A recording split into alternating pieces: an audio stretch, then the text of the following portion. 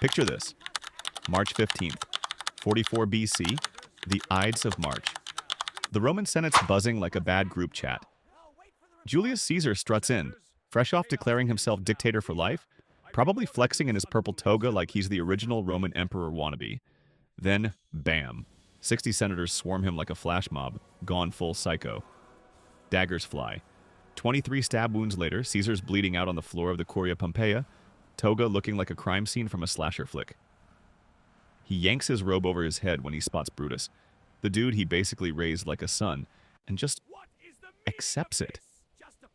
Yeah, because nothing screams saving the Republic like turning your boss into a human kebab in the middle of a business meeting. Popular myth? These guys were noble heroes, et tu, Brute style, defending democracy from a tyrant. Yeah, and Shakespeare sold that fairy tale hard. Let me tell you this.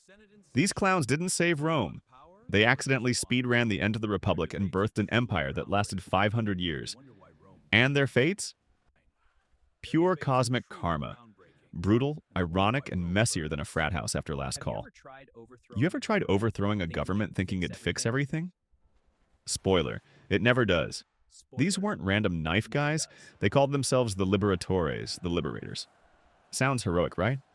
Like they were the original Avengers dropping freedom daggers. In reality, it was just a Senate knife party that made Game of Thrones betrayals look like a pillow fight.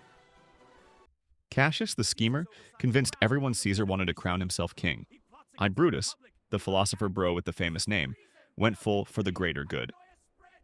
Fun fact, Brutus literally comes from the Latin for dull or stupid. Yeah, the ancestors named him that after the guy who pretended to be an idiot to kill the last king of Rome. Irony's already loading the shotgun. They stab Caesar, bolt outside yelling, "Liberty for the people." And Rome responds with crickets. Doors slam shut. Citizens lock up like it's Black Friday and the sale's canceled. No parades, no high fives. Just awkward silence while slaves drag Caesar's corpse home, one arm flopping like a dead fish. The assassins are like, "We did it for you." Rome's like, "Nah, we're good." But here's where the real horror movie starts. Mark Antony, Caesar's ride or die, and this sneaky teenager Octavian, future Augustus, the ultimate plot armor kid, form the second triumvirate. They pass the Lexpedia, basically a Roman hit list. Proscriptions, bounties on every assassin's head. Want cash? Bring us a skull. Psychological warfare? Try your face on a wanted poster with a price tag. Let's meet the Stab Squad's greatest hits, and their even greater faceplants. First, Decimus Brutus, the other Brutus, Caesar's former BFF who lured him to the Senate that day like a bad Tinder date. He tries fleeing east to link up with the crew. Captured by a Gallic chieftain loyal to Antony in 43 BC. Executed on the spot. Head chopped off and shipped back as a gift. Imagine the UPS guy. Special delivery. Your traitor's noggin. Classic Roman customer service. Then there's Lucius Minucius Basileus. This dude's out here mutilating his own slaves for fun. Cutting bits off like it's a Roman spa day gone wrong.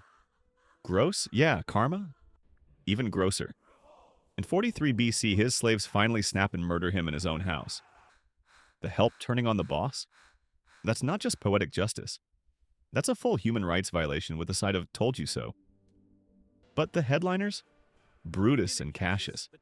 They bounce to Greece, raise armies, mint coins like they're Bitcoin bros celebrating the perfect crime. Oh, wait, artifact time, because history left receipts. Brutus drops the most flex coin in ancient history. The Aid Mar denarius. Aedibus Martis, straight Latin for on the Ides of March. One side, Brutus's smug bust staring at you like he just dropped the hottest diss track. Other side, two daggers flanking Appius, the Liberty Cap slaves wore when freed. And underneath, IID March. These bad boys paid his troops. He literally put the murder weapons on currency and called it freedom. Archaeologists still dig these up. Silver ones everywhere, gold ones rarer than an honest politician. One sold for millions recently. Brutus took that flex to the grave, until Octavian and Antony recalled and melted most of them. Talk about your legacy getting cancelled. Now the main event. Philippi 42 BC. 2 battles, 1 giant L. First clash. Cassius gets bodied by Antony's forces. thinks it's over, orders his freedman Pandarus to run him through with the same sword he probably used on Caesar. Legend says history loves a good callback. Turns out, his side was winning the other wing. Whoops! Cassius suicides over bad intel like a dramatic TikTok fail. Brutus takes command, wins one round, loses the next. Cornered, he falls on his own sword, just like his hero Cato the Younger. Last words? Something noble about dying for liberty. Body sent to Antony, who gives it a proper funeral because even enemies respected the drama. But here's the twist that hits like a plot armor nuke. These liberators thought they were saving the Republic. Instead, their little knife party deified Caesar, first Roman turned god. Octavian becomes Augustus, the Republic dies gasping, and boom, empire for centuries. The guys who killed the tyrant created the biggest one ever. Cosmic national security breach. One-man construction delay on the apocalypse? Nah, 60-man cell phone. And the stragglers? Most got hunted down in the proscriptions, beheaded, crucified, or forced to suicide. The absolute last one? Gaius Cassius Parmensis, a nobody poet assassin who outlasted everyone by 14 years. Hiding in Athens, writing plays, thinking he's safe. 30 BC, Octavian's hitman shows up, chops his head off. Even the benchwarmers couldn't escape. Contrast this with other cultures real quick. In some ancient spots, tyrannicides became instant martyrs, statues, songs, the works. Here, Rome treated them like the original cancel culture victims. No parades, just heads on spikes and melted coins. Meanwhile, Caesar's name became Kaiser and Czar, the ultimate flex from beyond the grave. So yeah, the horrific fate of Caesar's killers wasn't just death. It was irony so thick it needed its own dagger. They took freedom to the grave, and accidentally buried the Republic with it. Yeah, what's your favorite karmic L from this whole mess?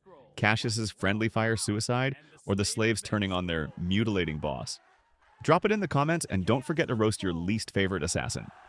If this blood-soaked Roman roast had you cackling like a gladiator on caffeine, smash that like button, subscribe for more unhinged ancient history that hits harder than a Senate dagger, and ring the bell so you never miss the next one. Next time, we're diving into the absolute chaos of Mark Antony's downfall, because when your girlfriend's a queen and your bromance is with a god emperor, things get spicy. See you in the comments, legends. Stay stabby. But, you know, metaphorically. Peace.